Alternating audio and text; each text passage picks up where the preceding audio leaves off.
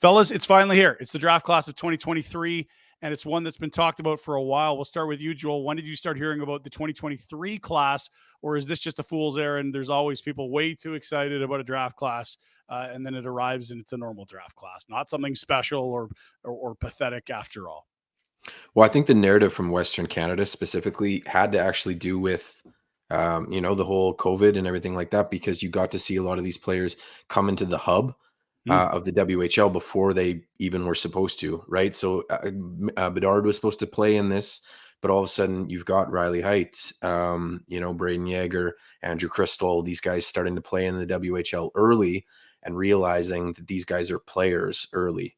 Andrew Crystal at that time, I think, was like 5'7", 140 and putting up points. He's putting up points right off the bat. And so I think from the hype standpoint out west, even of guys who weren't coming, the Matthew Woods, go as far down as the Jaden Perrons, who were going a different route from the Western perspective of things, this hype has been for quite a while. What about you, Byron? I know that a lot of people look back to 2003. It came up on a show last week about, oh man, that 2003 class. And you think about if you can hit later and not just in a top 5 guy where we know your model says, look, after that, your odds decline. Further down past 10, your odds decline. Into the 20s, even less. We know the further away you get from the top, the harder it is to find franchise player. But certain draft classes, we look at Patrice Bergeron in the middle of the second round, Shea Weber, middle of the second round, late first rounders being stars. You look at Anaheim alone. What does that franchise look like with Perry and Getzlaf?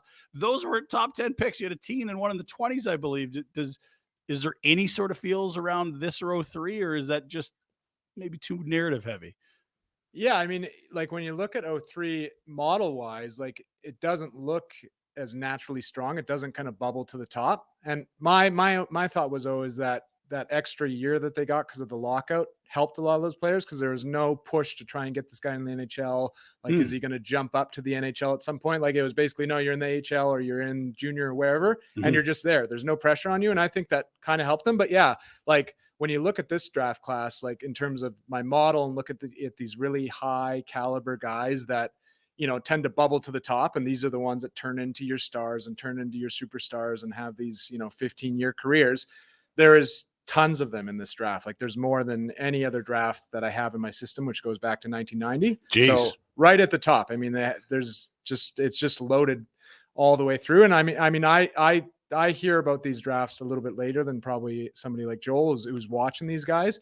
But I remember even like 2019, 2020, like people who watch like 13, 14-year-old prospects on Twitter and stuff, like mentioning this 2023 draft. And then, you look at the numbers and like the numbers back up everything that you're hearing about it. That's good to hear. When Byron from the math stats model side says the data looks different with this group, and then Joel, you're saying from the scouting community, these guys have been turning heads and like raising eyebrows for a while. When both those things match, I think it's easier to believe in the hype. What could a 16th overall pick look and feel like if it goes well? Could the Flames get a superstar at 16, or is this going to be he's a solid number 2 center that gave you 10 years? I mean, anything's possible. The reality is the Flames got to be more conscious about why they're picking at 16 every year, as far as like how they get the superstar there. I think that's probably the biggest question in Flames fans. Sure. But I mean, you can, and I think there's going to be some, if you want to take some wild swings, there are going to be some guys there who could be franchise changers. I think, they kind of show up in whatever model as you want. The reality is they are risky, but the potential for it to turn out is also something that can't be undeniable. I mean, we're already talking about this draft of how far Michkov is going to fall.